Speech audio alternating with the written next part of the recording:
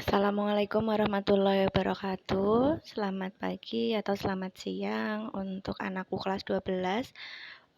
Pada hari ini mungkin Ibu belum bisa masuk ke kelas kalian, jadi Ibu kirimkan penjelasan PowerPoint ini melalui video. Semoga tidak mengurangi rasa semangat kalian atau pemahaman kalian terkait materi ini. Nah, di bab 2 kita belajar mengenai perlindungan dan penegakan hukum di Indonesia.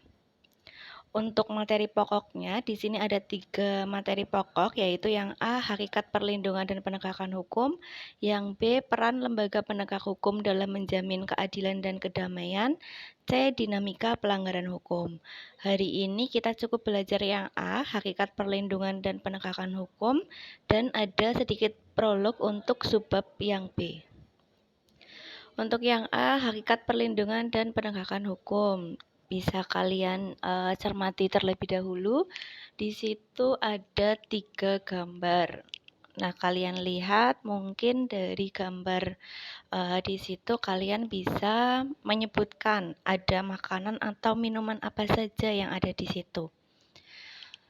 Ya, di situ ada Pocari Sweat, sepertinya, terus ada Roma Malkis Abon, ada Oreo, terus mungkin ada kopi atau sirup, terus ada makanan-makanan lainnya yang sangat familiar di kalian. Nah, untuk gambar tersebut Ibu ambil dari berita dengan judul 4 karung makanan minuman kadaluarsa disita dari pedagang grosiran. Jadi di sini pedagang grosiran menjual makanan dan minuman yang sudah kadaluarsa. Nah, konsepnya berarti seperti ini. Penjual menjual makanan kadaluarsa dibeli oleh pembeli. Pembeli di sini bisa kita sebut sebagai konsumen. Nah, apa yang terjadi jika pembeli mengkonsumsi makanan yang sudah kadaluarsa?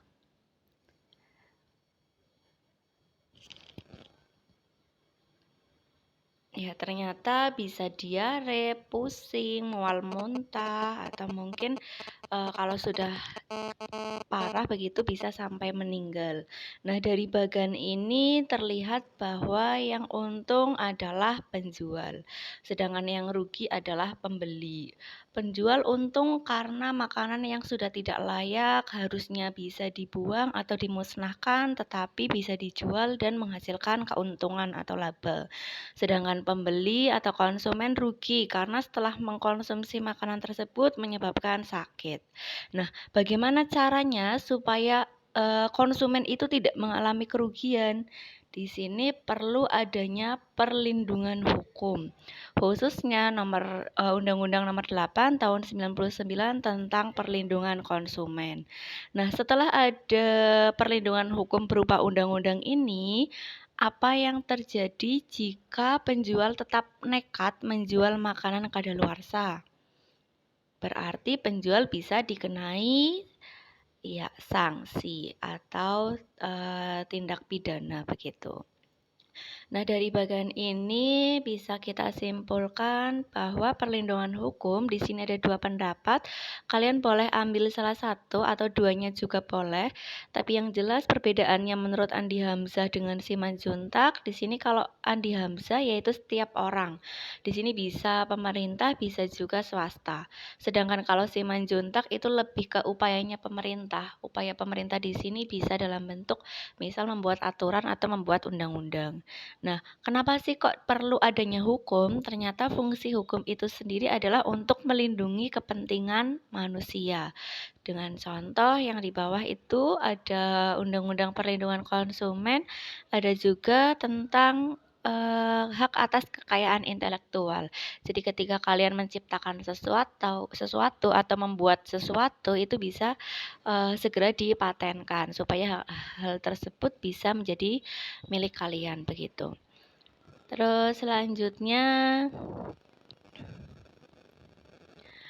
hukum dapat secara efektif menjalankan fungsinya untuk melindungi kepentingan manusia apabila ditegakkan. Jadi penegakan hukum di sini lebih ke upaya untuk melaksanakan ketentuan-ketentuan hukum dalam berbagai macam bidang kehidupan. Contohnya begini, ada perlindungan hukum yaitu Undang-Undang Nomor 8 Tahun 1999 tentang perlindungan konsumen. Nah, undang-undang di sini benda mati atau benda hidup? Ya, undang-undang itu kan benda mati ya, tidak pernah kalian melihat undang-undang itu jalan-jalan atau jalan sendiri begitu. Nah, undang-undang ini akan efektif melindungi konsumen apabila ditegakkan. Siapa yang menegakkan? Yaitu aparat penegak hukum. Makanya di sini subbab kita judulnya adalah perlindungan dan penegakan hukum di Indonesia. Jadi sudah satu kesatuan. Ya, ini bisa melindungi konsumen jika ditegakkan tadi yang Ibu sampaikan. Terus ini yang menegakkan hukum di sini ada kepolisian, ada jaksa, ada hakim, ada advokat, dan ada KPK. Ini sudah masuk subbab yang kedua, yaitu peran aparat penegak hukum. Sampai di sini jika ada pertanyaan silahkan bisa disampaikan ke Ibu baik melalui Japri atau melalui grup kelas begitu. Terima kasih. Wassalamualaikum warahmatullahi wabarakatuh.